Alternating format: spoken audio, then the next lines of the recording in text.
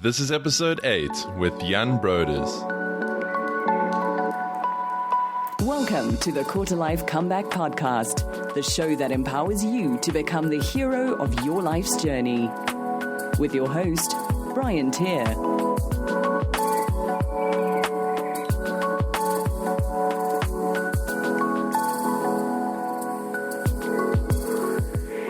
Hey guys, welcome back to another episode of the Quarter Life Comeback, and today I'm speaking to Jan Broders. Now, at 27 years old, Jan was on a mission to become the next big hotel manager. He lived in several different countries, working hard to build up his CV as part of an elite high potential program. Until one morning, Jan collapsed in the hotel lobby. Knowing things needed to change, he began the recovery process, experimenting with various techniques and methods, including things like meditation and yoga. And today, Jan draws on this experience to offer his own method of helping clients create the life and business of their dreams. In today's episode, we're going to learn the danger of wanting to be successful, signs your work is harming you, how Jan's job landed him in the ambulance, how to tell when things need a change, and steps to prevent burnout. As always, full show notes, including resources and links we mentioned in the interview, can be found at briantier.com/008. And I will say the sound quality on this episode wasn't as good as normal. I do apologize for that. But still some really good content in here, and I'm sure you will enjoy it. So without further ado, let's go hang out with Jan.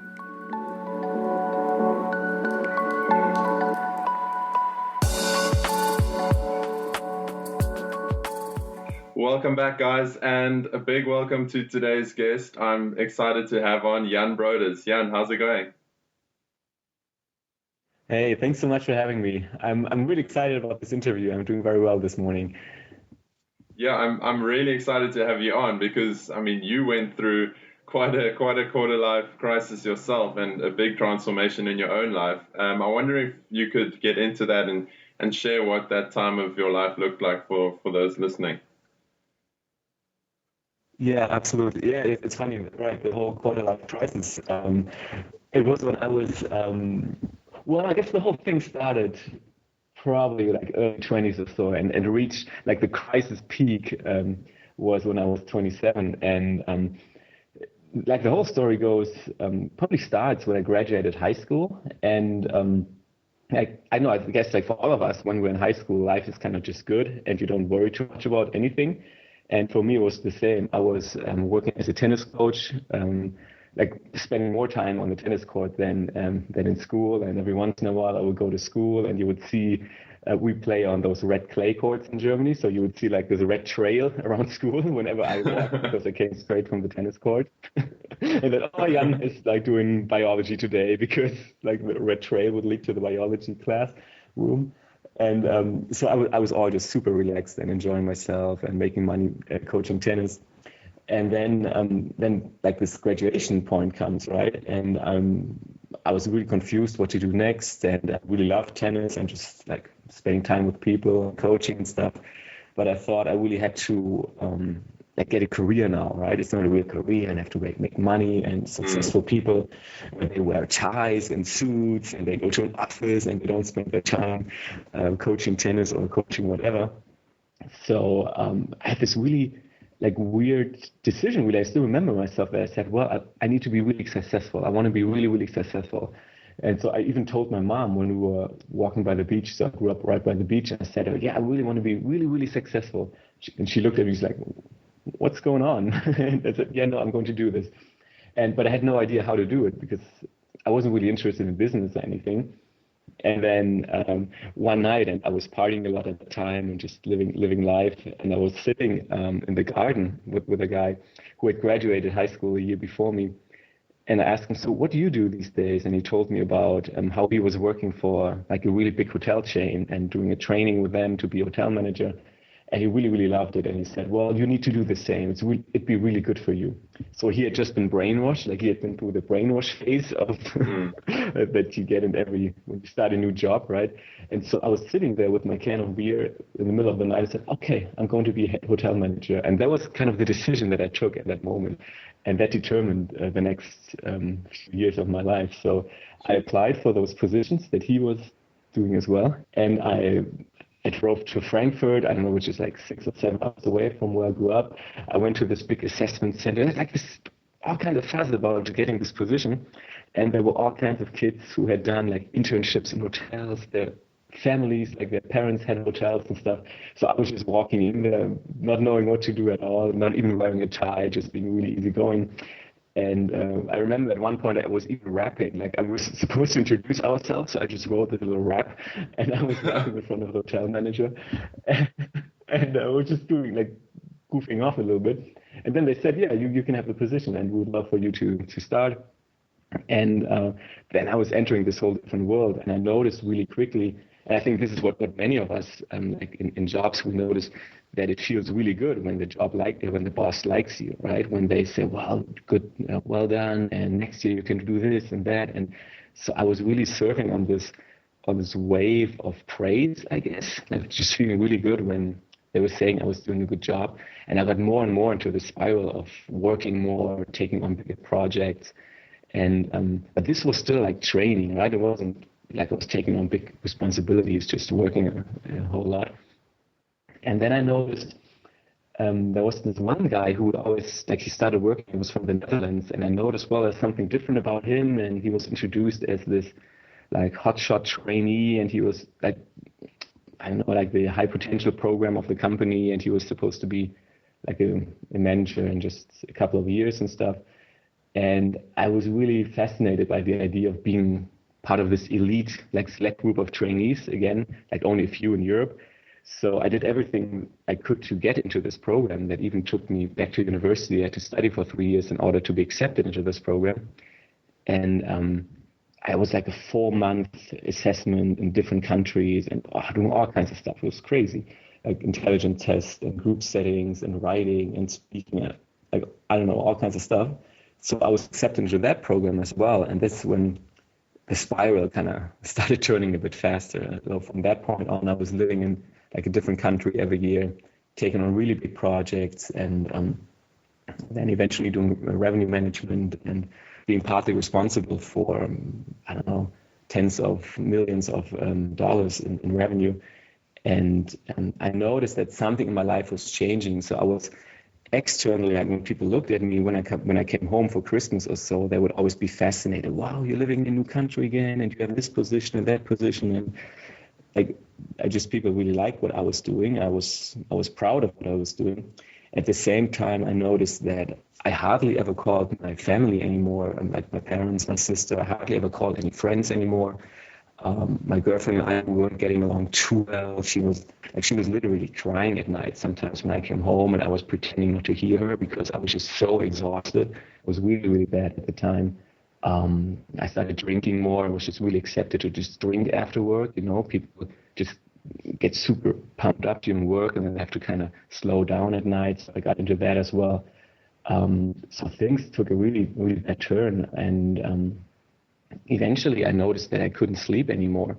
And I remember I was laying in bed at night and just knows, man, my heart is just racing. And I was by myself in Czech Republic at the time. My girlfriend, she was still living in London. I just moved to Czech Republic for a new job. And I noticed, oh man, my heart is just racing. I have like a pulse of 90 when I'm laying in bed at night, which is insane. And so I just couldn't get it down anymore. And I remember, well, there's like this thing, it's like a different form of meditation that I once had heard about. So I bought a CD and I was listening to that CD like nonstop at night, like for hours and hours. And it just didn't help. And nothing really seemed to help. And I didn't know what to do. I had nobody to turn to. I was really embarrassed about it too. So because I was supposed to be the strong, successful guy. And now here I was laying in bed at night, not being able to fall asleep. Weekends were the worst. I didn't know what to do with myself. It was really, really stressful for me not to work. It was really weird. Like at work, at least I knew what to do. And so then at this one moment, I was sitting in a meeting, and we were talking about the revenue for the entire year, for the rest of the year, and my heart just started racing like crazy, and I was sweating, and it was a really weird situation because there I was with my biggest bosses and regional people and I don't know who, and I was sitting there and I couldn't focus at all anymore. I was just, okay, let me just get this stupid meeting over. Afterwards, I had no idea what we talked about. I just had to go through the notes to really know, okay, what did we just agree on? And then there was this one morning, I just worked again all weekend because we had a big system conversion, big thing going on with the computer systems that we had to be there for. And in the morning, I just noticed, wow, today I feel like way worse than any other day. And I already noticed that I started sweating again, my heart was racing, and eventually, like, they asked me, do you want to go outside? I mean, you're sitting in the office now, you look pale as like a ghost. Do you want to go outside? I said, yeah, sure, that'd be really good, but could anybody just please come with me? I already noticed, like, this, I already knew this isn't going to end well today. And so, like in any other country, it's a good idea to go outside, except you're in Czech Republic in the middle of the winter when it's like below 20 or below 30. so like, yeah, go get some fresh air. It's like, yeah, I'm going to freeze to death. So I went outside. I got back in quickly because it's like, yeah, you can't really, it's not really kind of place you want to go like for a walk in winter. And so I went back into the lobby and I was just completely freaking out, and my head was hurting at this, like, oh my God, this is a heart attack. And then like what you would read, like, okay, heart attack, like pain in your left arm. Oh my God, my left arm is hurting. It's like, okay, we need to call an ambulance like right now. And I was ripping off my tie, opening my shirt, my jacket was off, my shoes were off. I was laying in the lobby, like in this beautiful 5-star hotel lobby, like half naked essentially. And so they called the ambulance and they came, and it was just a really weird situation. And I remember at that time, because I just could hear them like partly Czech, partly English, German, they were like this mixed languages, and they were saying, oh yeah, the ambulance takes really, really long today, and they probably won't make it because of traffic. And it's just like the worst thing, like the last thing you want to hear when you're laying on the floor. And that moment, I was just really, really relieved. It was very, very strange because I had this big feeling of relief. I noticed, oh yeah, thank God this is over. You know, I knew, okay, either I die, that's cool too at this point, or something has to change, or something is going to change. Like, this is not going to continue. I knew for sure life would be completely different. Something had to change. So I was really relieved. And that was very, very strange in this situation, to feel this feeling of relief. And the ambulance came, and they, like, in the end, it wasn't a real heart attack, and they could fix me pretty quickly. And I went to doctors, they did all the tests, and with the heart, blah, blah, blah. Like physically, it wasn't so bad, but mentally, I was just a complete wreck. And physically, also to a certain extent, but it wasn't life-threatening. And this was the big turning point. Like, that morning was, that was it. And so I went back to Germany, and it was so funny because I'd only been in contact with like the business world and hustling and all that for years. So I'd completely lost touch with what else could be out there in the world. So my mom, she was working in Africa at the time, actually in Tanzania, doing like some development work, teaching English. So I went to my dad's place, and he had booked this like fasting retreat, where you don't eat for a week or so. And he said, well, he and his wife, they said, well, yeah, we take you with us because you can't be alone, right? I would faint like all the time. I would walk by the beach and just collapse. And so driving wasn't an option because I would just faint on the highway. It was just really, really crazy. I was feeling like an infant again. And so they said, well, Jan, we take you with us. I said, oh, no, everything, but please don't take me to your stupid seminar, like with all those weirdos.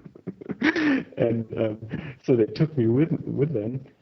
And then there were like all these people, like hippie kind of people with their long clothes and all just all smiling. And in the morning they would walk barefoot on the grass and dance and do yoga and all that stupid crap. I thought, oh my God, where am I? I just want to go back to work. At that point, I said, okay, like this is even worse. I didn't know this is what would come. And I was just kind of locking myself in my room, and I was eating, right? I was the only one eating there, because not eating would have been even worse for me. So, and then something happened that I noticed. They are all just really strange people to me. Like in my world, they're just weird, and they're really happy. So I was like, okay, this doesn't fit into my concept at all. I'm sure they don't have high positions. I'm sure they're not this or that, and they're happy. So that got me really curious because I wasn't happy at all. I was a wreck. So I started kind of attending their workshops a little bit, like trying meditation, trying yoga. Like at the end of the week, like I was running on the grass, right, with barefoot in the morning. And so it was that week pretty much changed everything, and I took a completely different turn afterwards, and completely got into coaching, yoga, meditation, like this whole world, and completely changed the way I live. Yeah. Yeah, thanks for sharing. So that was a big transformation. Yeah. Yeah, absolutely. Thank you so much for sharing. So just so we have some reference, how old were you when you had that sort of, what you thought was a heart attack? How old were you then? Yeah, I was 27 at the time. 27. Yeah, so still pretty young. All right, so you're 27, you're living what most people think is the definition of success, and on paper probably looked like you had everything figured out, but inside you were a wreck. Do you think, looking back now, there were signs that things were going badly, you were heading in an unhealthy direction? Yeah. I think like right afterwards, like right after this big like collapse, if people asked me like, okay, we didn't see this coming, I would say, yeah, me neither. I don't know. This is crazy. And like looking back now, yeah, there were signs for years. Like even already in university, like I don't know, beginning 20s or so, like there were signs all the time, and I would just ignore them, or they would get better after a while or so. I think like really common symptoms that I also see like with clients or so, it's just when they get sick all the time. I would just have a cold all the time, like running nose like all the time. And yeah, this kind of stuff. Or I just noticed like this kind of feelings of anxiety or panic. Like at times they're just natural, right? In front of a big exam, or like, I don't know, like stuff like that. And before public speaking, you're nervous and stuff. But still, I had like this just background noise of anxiety for years. And so there were plenty of symptoms, and also like just behavior, or just another like physical, like my face was twitching when I would sit in the office at night, or when I was stressed, just like twitching face and stuff. So that was all weird. And I think if you're listening to this right now, you're like, oh my God, yeah, I'm also a bit stressed. Like just be really honest and observe kind of your social behavior and stuff too, right? I always never really looked at it, but looking back now, I mean, I wasn't calling my family at all, no more contact with friends. Like all I cared about was work. And it's seen as normal in society. Or, well, like in your 20s and 30s, you're just working and you're building your career and all that stuff. But there's a limit to it. There's a certain point where, okay, I'm not doing anything else anymore rather than work and recuperate. And I think those are like pretty big symptoms already for a non-healthy way of living. Mm. Yeah, thanks for that. I think it's a major problem with the way that society views success now. Is like it's about working hard and making more money and having a bigger title and a bigger house and whatever. But that's why I wanted to get you on here. Is like it doesn't always lead to those things, and even if it does, that doesn't mean you're going to be happy. And often it's quite dangerous, as in your case. You mentioned right at the beginning that when you were with your mom, you had this desire to be successful and to get a business job. And I think wanting to be successful, I don't think is the issue that sort of people in the quarter life years face, but it's more our definition of success. And what would you say now, contrasted to those early days? What is your definition of success these days? Yeah, I think this is a really, really good point. And so thanks for bringing this up, because also I feel like you can easily switch into the other opposite and say, well, I don't want to be successful at all, because being successful means like your life sucks and you're unhappy. And that's not the case at all, right? You can be super successful while being relaxed and while being true to yourself, while just being yourself. So yeah, to me, the success meant making more money and having a cool title, and like having a really cool LinkedIn profile, where people could look and say, "Oh my God, that badass! He has lived in like 10 countries. He's so cool." So that used to be my definition of success, and now I see being successful, just feeling really good. That's my definition of success. When I feel just really content with myself, just being in the moment, just feeling good. Yeah. So when I have a day, like, was it a successful day or not, I just tune in. Okay, I'm feeling good. I'm happy with what's going on, and this could mean I earned a lot of money. This could mean I didn't, and I'm cool with it, and I know what to do in order to create more money. But just feeling good. Yeah. Yeah, I'm glad you brought up money as well. What is your sort of relationship with money? How do you view money? We're in a romantic relationship. Facebook official. Yeah. We're in love. No, I mean, money is awesome. It used to be a very kind of stressful relationship with it. Just this. Really, like if we look at it like relationship-wise, it would be like this, maybe more like an affair. It used to be like sometimes it was good, then it was bad or so, and now it's more. I mean, it's really cool. I mean, you can do awesome stuff with money. Money. I remember one of the lectures I was in university, like economics, and the teacher came in and said, "Money is whatever you want it to be." And today I often think back to what he was saying. Really, money is whatever you want it to be. You can see it as a symbol of appreciation. You can see it as energy that is being exchanged. You're offering a service, and then there's going to be a balance based on that money is coming in, so it's balanced again. You can see it as just something to buy cool stuff or to help others. I mean, money can be everything for you, and whatever you want it to be. And to me, money really it's a means of allowing me to express myself, right? I can express myself without money, yet at some point I would have to get money in order to keep living, right? To buy food, and so yeah, it allows me to express myself, and I really love dealing with money too, in the sense that I'm not a big fan of the whole, like, we don't need any money anymore.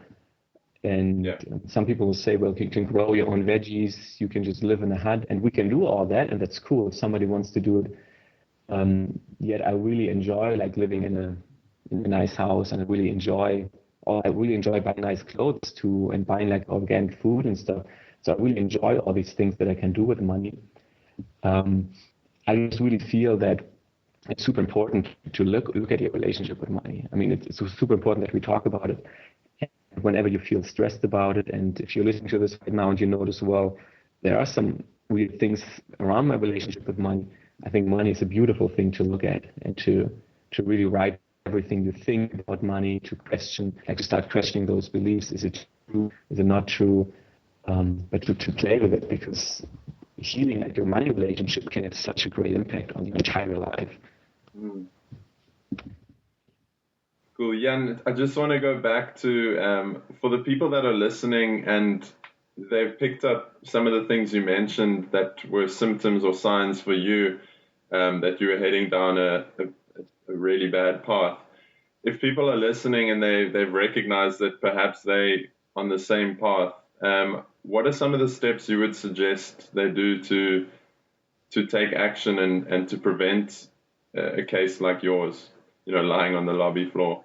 Yeah, so I think like the first thing is really that it's not per se an action, but to be just really honest with yourself. I think like to maybe even go in front of a mirror, look at yourself and say, okay, is this where I want to be? And be really honest. Am I heading in the right direction here? Or is there something that I need to work on?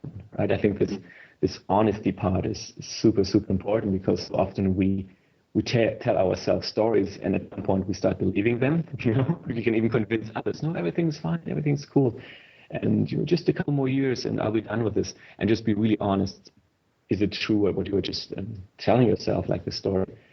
And what I never did, and what I strongly suggest, is like sharing a story, like opening up, just like speaking to others and just showing yourself how you really feel. Because if you just go out like to a bar or whatever, like everybody is, oh, yeah, a bit stressed, but it's cool, and like nobody really shares how they actually feel.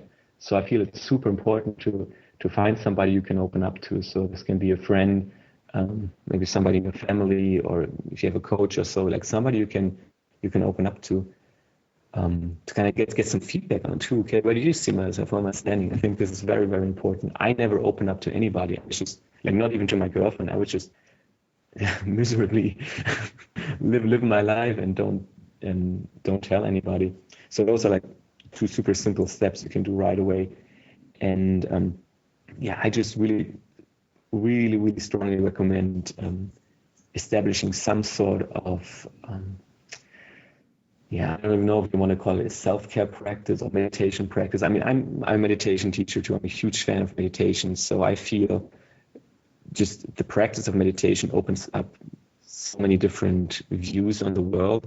Like it has this calming, relaxing effect, which is awesome when you're stressed. It just has kind of a clearing effect. Your mind slows down after a while, so you have clearer thoughts. You can make better decisions.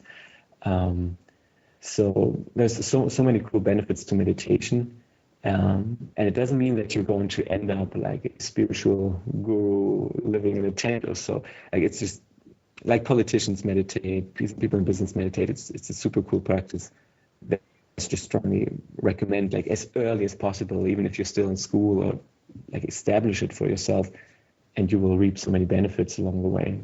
But definitely like the immediate things, I would say, be honest with yourself and open up to others. I can't recommend meditation enough. I've found like amazing benefits myself. But I'm just curious to find out, what does your personal meditation routine look like?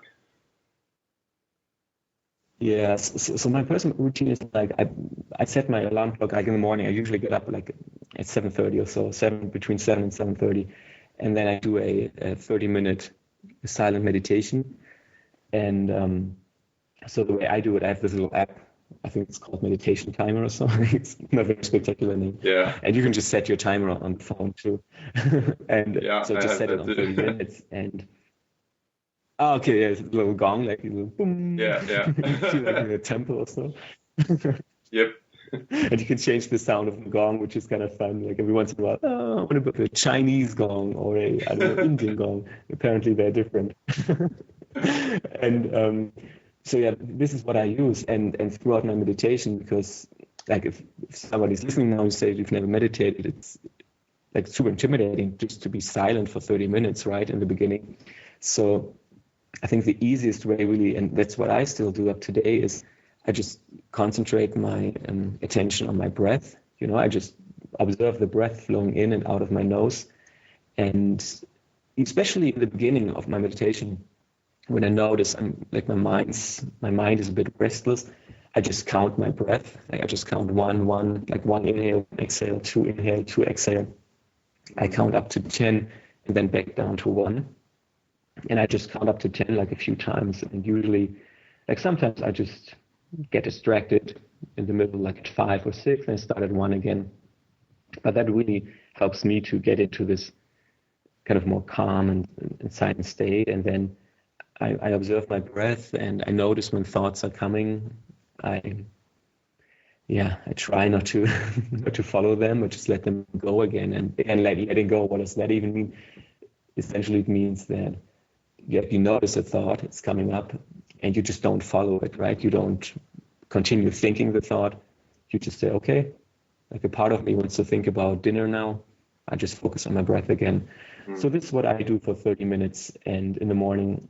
And at night, I have this, like this piece of paper where I've written down all the things that I'm grateful for. It's really funny. Like it's a mixture between things that I'm grateful for and things that I would love to create, like this year or in the world or whatever. And I just go through them step by step, and I tell myself like, oh, I'm thankful for the beautiful relationship I have with Sarah, my girlfriend's name, and I just say to myself quietly, and I just try to feel this feeling of thankfulness, of gratitude. Like sometimes it's there, sometimes it's not there, and then I just go through all these points. It's kind of like the night routine. It's a bit of a meditation thing too that I do. I love it. Jan, I do want to be mindful of the time, but before I get to the final question, how can people find out more about the work that you're doing and get hold of you and that sort of thing? Yeah. Cool. Yeah, thanks for giving me the opportunity. So if you listen to this and you kind of like what I've been sharing, or you want to learn more about it, it's like my website is janbroders.com, and there's also there's some cool things you can download in terms of meditation, like intro to meditation, and also a meditation that goes a bit deeper, more of a transformative meditation. So I work a lot with meditation, also by coaching. So we don't only do like the silent sitting, but I use meditation in order to transform feelings of anxiety, of fear. I have these techniques that I use, and if you come with anxiety, you leave with joy, which is kind of cool. And so this is stuff that I do, and you can have a look on the website. And another thing that I'm currently playing with, and where we also do retreats for, we call them Soul Biz retreats. So this is one thing where my girlfriend and I will work together on that project. We just did one last week here in Mallorca, in Spain. So where we get together for a week and we live in a really nice villa together, and we just work on, okay, how can you create a business that really means something to you, right? That you are really, really passionate about, that is fulfilling for you. And how can you create also money and wealth without burning out and without stressing yourself, but coming from a place of love and service. So we believe those two go hand in hand, and this is what we experience in our lives. So this is what we are showing to others. So there's going to be also the Soulbiz Family, soulbizfamily.com. We're launching later this week. So it'll be for sure online when you're listening to this. So those are two things that you can reach me through, and obviously Facebook, Jan Broders. Just shoot me a message over there. Cool. I'll link to everywhere on the show notes. I know you've got a cool YouTube channel as well where you share your JBTV videos. So we'll link to all of that in the show notes. Jan, before I get to the final question, I just want to acknowledge you for what you're doing in the world, and for turning your story around. I think what you went through is really something, and it's something that luckily a lot of people won't have to deal with, but at the same time it is something that a lot of people do experience unnecessarily. But just thank you for turning that into something positive like what you're doing now, and for not accepting that that's just how things have to be. The final question that I have is, what one action can listeners take this week to start creating their quarter life comeback? Ooh, wow, okay. First of all, thanks so much for those kind words. It's really, really nice to hear. It's really, really cool to see that it's meaningful for others. What can somebody do like this week in order to create a quarter life comeback? Let's see, what would be the one thing I could recommend? Okay, cool. Like I think one of the most powerful exercises you can do is like you sit down, you take yourself like 30 minutes time, or maybe 40, and you look for some really nice like ambient kind of cool chill out music or something that you like on YouTube, like those playlists, right? Or just like a 2-hour thing, so you don't have to worry about the music thing. And you take some pieces of paper and a pen, and you start writing down everything in your life that has moved you, anything that has moved you, and that can be like some sad moments or some super happy moments. So I don't know, like for me, for instance, like one moment that's really, really moved me was when I was in Bali and I saw that there's a hotel, they have like dolphins in their pool and they're keeping them captive in their pool. And that just made me really sad. I could really feel like the lack of freedom that they're experiencing. So that was one thing that moves me, or one thing that I'm really, really happy about is when, I don't know, when I see somebody winning a gold medal in the Olympics, it really moves me. I really love that moment when they're so happy. So like these types of things, that really, really move you, and come up with that list, and then just put the list aside for an hour or so, and then go back and see, like, is there a common thread for you? What are you caring about, right? And you might notice then, okay, I'm already living my life according to those things. I'm already dealing with those things in a way, either job-wise, or maybe I'm working in an animal shelter or so because I'm passionate. Like it moves me. Moves me when animals like are being taken care of or so.